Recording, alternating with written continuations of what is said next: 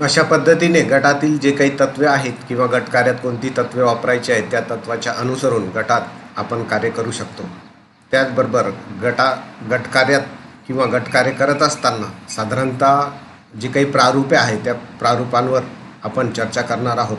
Models of the group work on the basis of variety assumptions about the role of social worker, the group members and the content of the group social worker propose for the distinct group models.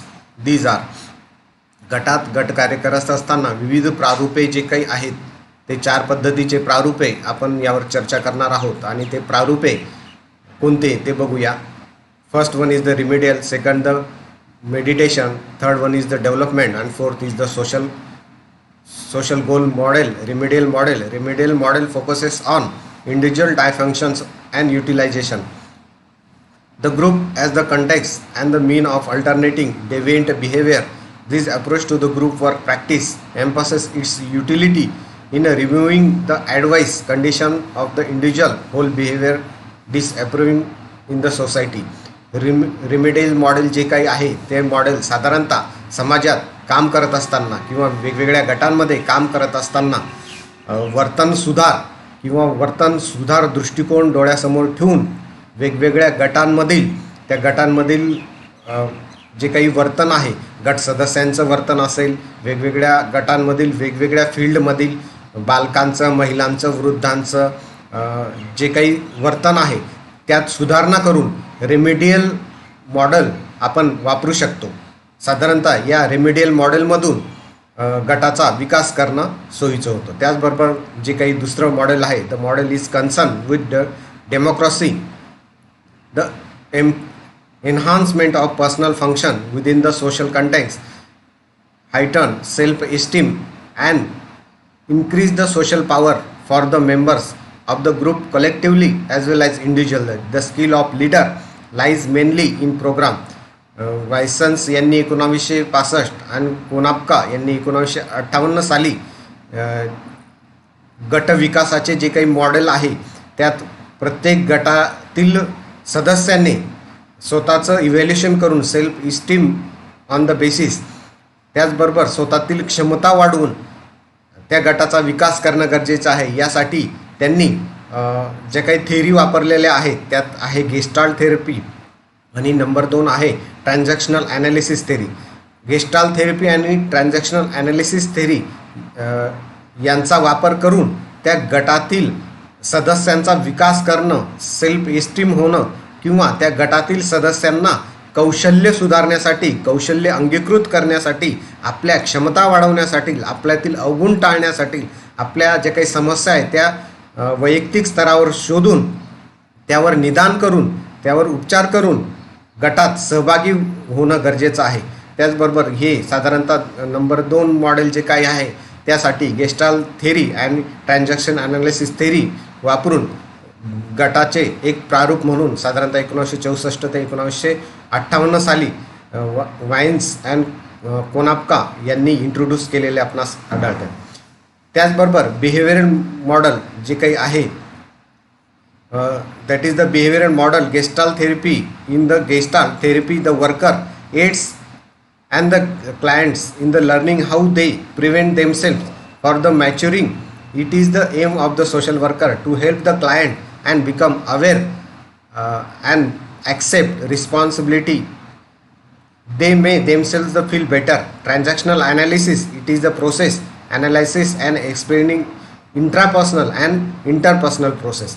साधारणतः वर्तन सुधार model जे काही आहे gestalt यांनी जे काही मांडलेलं आहे त्यात गेस्टाल्ट असे म्हणतात की समस्याग्रस्त व्यक्तीने तो एक सक्षम नागरिक होण्यासाठी जे गुण त्यात कमी पडत असतील तर अशा गुणांना प्रेरणा प्रोत्साहन देऊन त्याला सक्षम बनवणं, त्याचबरोबर त्याचं आंतरिक आणि बाह्यरिक वर्तनातून सुधार करून आणणं, that is the behavioural model therapy. याचा वापर करून गटाचा विकास करणं सहज सोपं होईल असं गेस्टाल्ट यांना म्हणायचं आहे. त्याचबरोबर the group provides a self environment for the practising new behaviour.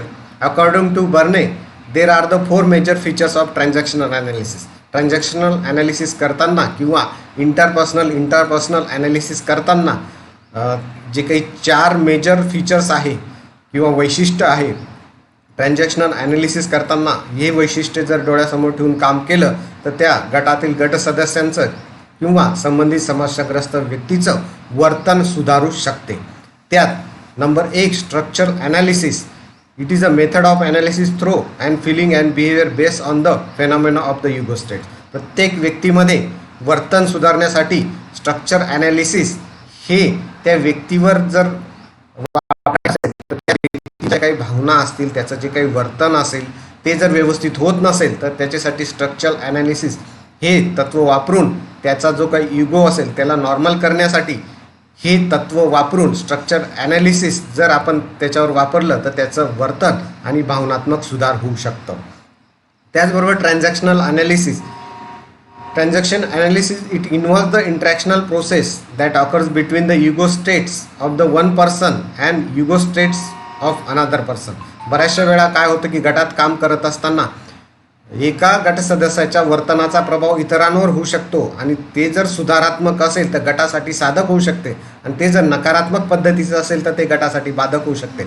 अशा वेळी ट्रान्झॅक्शन ॲनालिसिस हे तत्त्व वापरून गटातील प्रत्येक सदस्याचा इगो न दुखावला जाता त्याला आत्मिक किंवा एक गटात किंवा समाजात विशिष्ट स्थान देऊन त्यांच्या आपापसात वर्तन सुधारून एकमेकांबद्दल आदराची भावना किंवा त्यांचे स्थान सुधारेल अशा पद्धतीने काम करणं म्हणजेच ट्रान्झॅक्शनल ॲनालिसिस होय. Number 3 game analysis. This involve the examining repetitive patterns of interpersonal behaviour of individual that are the problematic principle, skill and model of the group work practice. साधारणतः गेम ॲनालिसिसच्या माध्यमातून त्या गटातील सदस्यांचं किंवा समस्याग्रस्त व्यक्तींचं वर्तन कशा पद्धतीचं आहे, कोणत्या समस्यांनी युक्त आहे, कोणती तत्त्वे तिथे वापरले पाहिजे, कोणत्या कौशल्यांचा वापर केला पाहिजे, इथे गेम ॲनालिसिस हे तत्त्व वापरून किंवा ही पद्धती वापरून त्या गटातील गट सदस्यांचं वर्तन सुधार आपण करू शकतो. विविध तत्वांचा वापर आपल्याला करावा लागेल, विविध कौशल्य वापरावे लागतील आणि ह्या मॉडेलचा वापर करून त्या गटाचा विकास करणं सहज सोपं होतं. त्याचबरोबर script analysis. It is related to early decision and the position taken by the person in childhood.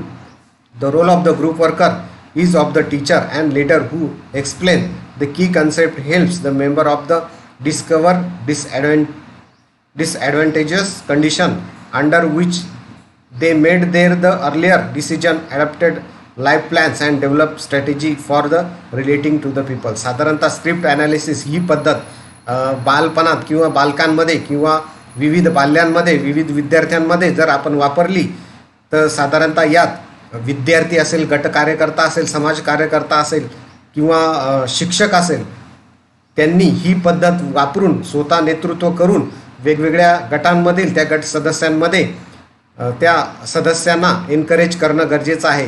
त्यांना चांगले निर्णय कसे घेता येतील याविषयी मार्गदर्शन करणं गरजेचं आहे.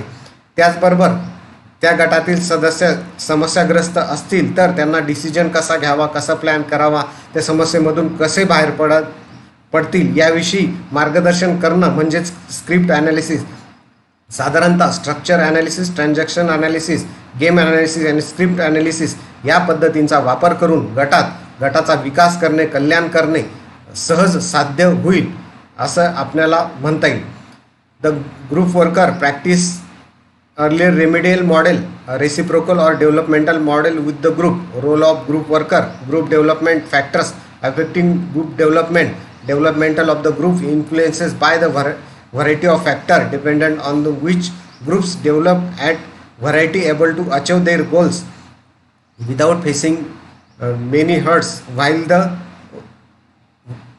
the others fail to accomplish their asks and achieve their goals. We have listed some such factor, for example, which we do not propose the discussion details as they are already explained under the heading of other the blocks. साधारणतः गट कार्य करत असताना गटात कोणते सराव किंवा model वापरले पाहिजे ज्यातून गटाचा विकास होईल, गटातील सदस्यांचा विकास होईल, किंवा एखादी संस्था असेल किंवा त्या संस्थेतील सदस्यांना किंवा त्या गटातील सदस्यांना कशा प्रकारे विकास साधता येईल यासाठी काही ग्रुप स्ट्रक्चर किंवा कम्युनिकेबल फंक्शनिंग जे काही दिलेलं आहे त्याविषयी आपण चर्चा करणार आहोत. त्यात number 1 group structure, number 2 communication and interaction pattern, number 3 expectation for the groups, number 5 leadership